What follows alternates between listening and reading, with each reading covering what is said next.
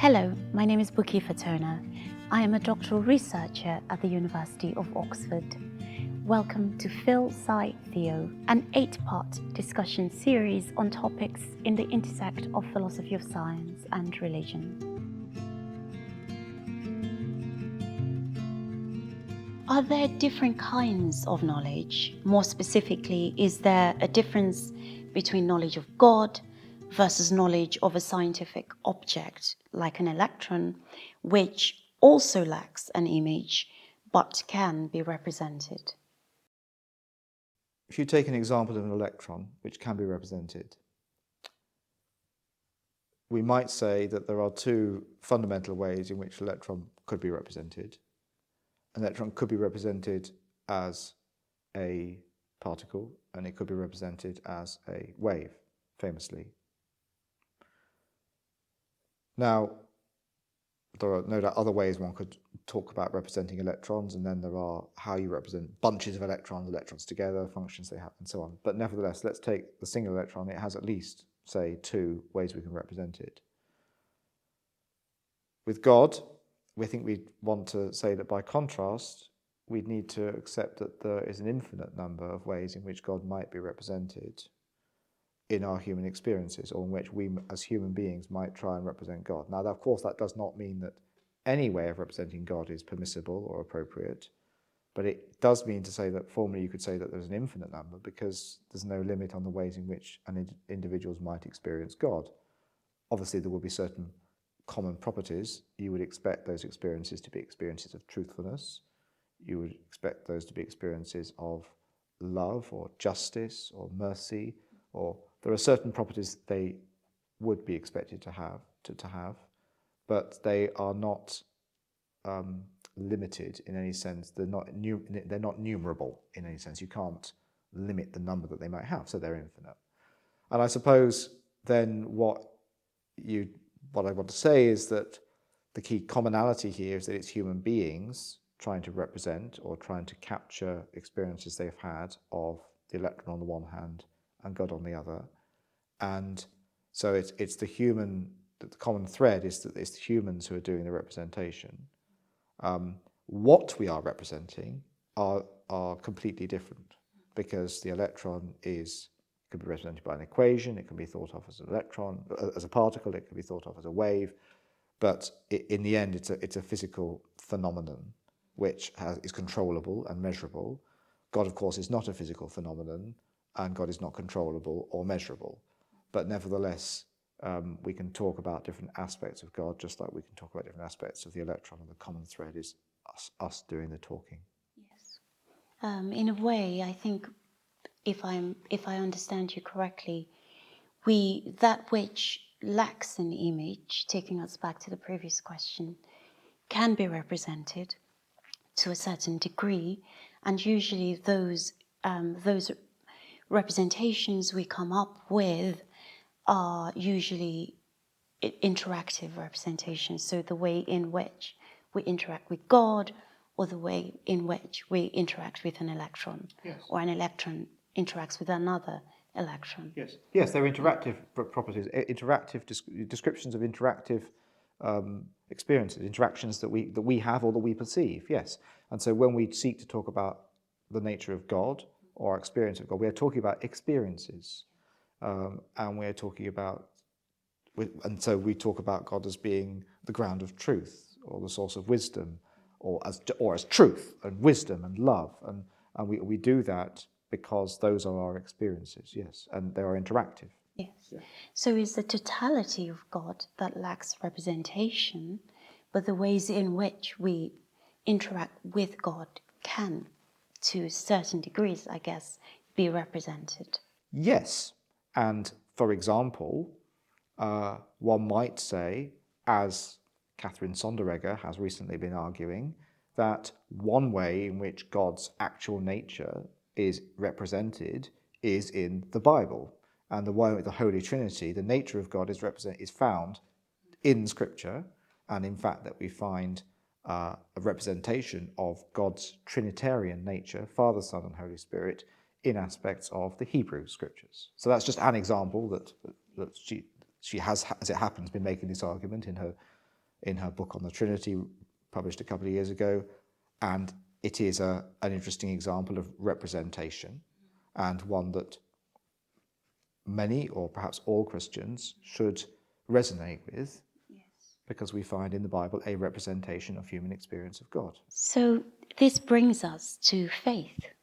What is faith, and how is it different from true belief, or is it different from true belief? So true belief is, I would say, stating that we think certain things to be the case. So I believe that. And so I can say, I believe that God exists. In the same way, I can say, I believe that the sun will rise tomorrow, and I believe that a certain protein works in a particular mechanical way. I think faith is just fundamentally more relational. So I can relate to the sun as it will rise tomorrow if I see it rise, and I can relate to the molecule that I study. So I can relate also to those. I can have faith, if you like, in those experiences, or that those things are trustworthy. But fundamentally, faith is a relational thing, I would say, in my experience, and belief that is an objective. It's a sort of reification of the experience of faith. So I think I'd want to say, belief that something is the case comes after the experience of faith as relational. And I think the shorthand, which has said, that has, sought to explore faith in terms of talking about faith as a form of trust, is rich, is helpful, actually. The words don't have to always mean the same thing, but I think it is a good shorthand for us to think about what we mean by faith. By faith we mean we have faith in the one whom we can trust. And we trust in that one because of experiences we have had and which our tradition has taught us of, or which we have found to be represented in our tradition. Okay. So in a sense, perhaps faith taps into a body of beliefs rather than one true belief, in the sense that I believe that yellow is a color. But faith is something that taps into the whole cultural sets of beliefs around a particular concept. Yes, I suppose that is the case. But also, beliefs rely on aspects of faith. So I think it works both ways. So actually, go back to earlier parts of the conversation,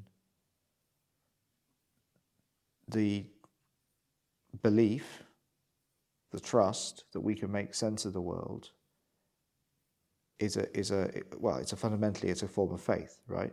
So the beliefs that we might objectively kind of express, that we might hold, statements we might make that we believe to be true, sun will rise, this molecule behaves in this way, those beliefs depend on some tenets of faith, that my thinking is logical and that I can interpret data properly. And I know that there are correctives out there that will tell me if I can't. So people might say my theory doesn't fit the data, or my experiments might prove the theory to be wrong. Of course, that's true. But nevertheless, underlying it all is a form of faith. So I think it cuts both ways, actually. And I suppose I'd want to argue that perhaps if you had to say what was more fundamental, although they interplay, beliefs that things are the case and faith in things being the case, I think that faith is perhaps the more fundamental, because I'm not sure there's a route to beliefs that X and Y are the case, unless you have faith that you are able to perceive the world as it is and make sense of it. No, that's a helpful answer, because it in a sense anticipates where I was going to go, which is there faith in science? Is there a role for faith in science? So, but if faith is fundamental to, or maybe even goes before beliefs, then it sounds like, yes, there is a role for faith in the sciences. Well, I would want to say there is. And maybe I could make a reference here to a book that was profoundly important to me, which was a book by Rowan Williams entitled Grace and Necessity, subtitled Reflections on Art and Love. And the reason why, it was a set of lectures which were given at Trinity College, Cambridge in 2005 or thereabouts. It was published in 2005 anyway.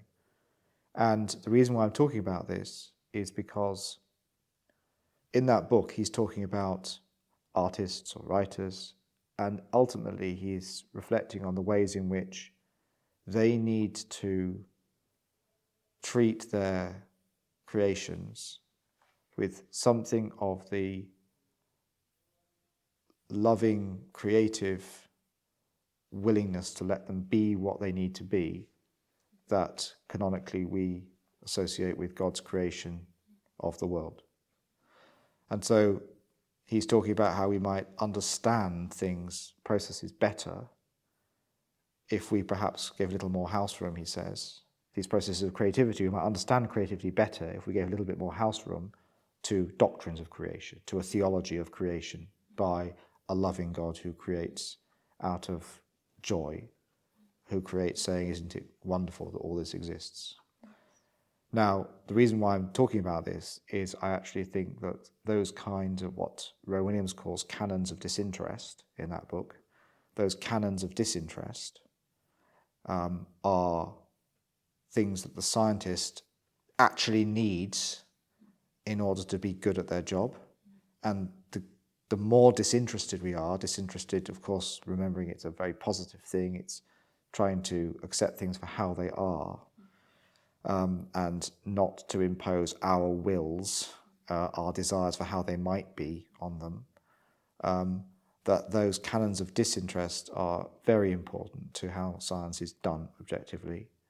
And so there's a sense in which the more we can get our egos out of the room and just engage much as the artist does in an act of creativity, but in our case as scientists engage in the creative engagement with encouragement, reimagining of the world, we will understand it better.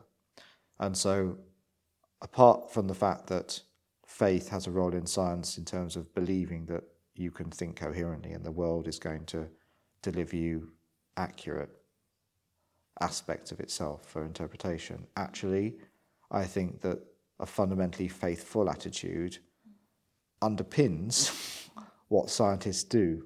It's a bit of a provocative, it would be a provocative thing to try and argue with a scientist who wished to object to that point of view, obviously, but nevertheless, it doesn't stop me believing that that having some faith that it is the case that those attitudes of disinterest, those canons of disinterest, those willingness to allow things to be what they are that we find in a doctrine of creation is fundamental to the scientific activity, and therefore there's a sense in which science depends on the kinds of view of the world that Christianity and the Judeo-Christian tradition overall have delivered to the world. So it's the doctrine of creation that enables science to become what it is, and that's not an original perspective, it's one that you find in a whole range of thinkers. But that's really what I'm reaching towards, that actually it's the Christian doctrine of creation that liberates science to have the power it does. Not a popular perspective, but probably historically demonstrable. Yes, I mean, for me, it gives me a different take on faith, actually. As you were speaking, I thought about it as a posture one adopts. So when you said, you, as a scientist or as a thinker, you try not to impose your will on that which you're studying. That is a great place to end. Thank you, Professor Gilbert, for joining us. You've stimulated much thinking, and I'm going to go away and do some more reading. Oh, you're very kind. Thank you. Thank you. Thank you, Buki.